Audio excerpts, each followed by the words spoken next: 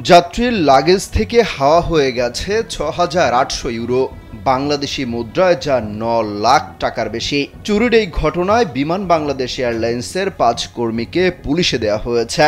গত ২ সেপ্টেম্বর বিমানের BG363 চেন্নাইগামী ফ্লাইটের এক যাত্রীর মুদ্রা চুরি হয়।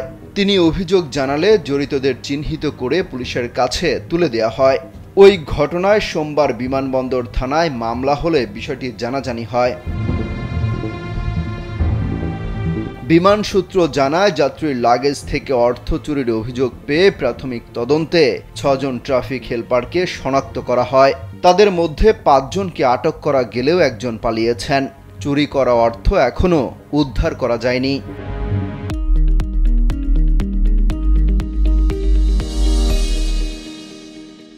বিমানের জনসংযোগ বিভাগের মহাব্যবস্থাপক বসরা ইসলাম জানান, আটককৃতদের জিজ্ঞাসাবাদে তারা ঘটনার সঙ্গে সম্পৃক্ততার কথা স্বীকার করেন। পরে তাদের বিরুদ্ধে বিমান নিরাপত্তা বিভাগ থেকে থানায় মামলা করা হয়।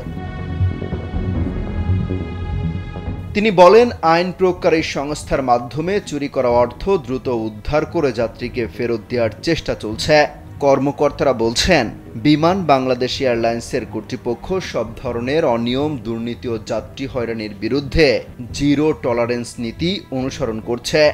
ওই ঘটনায় আরও কেউ জড়িত থাকলেও তাদের খুঁজে বের করা হবে। দোষী প্রত্যেককে আইনের আওতায় আনা হবে।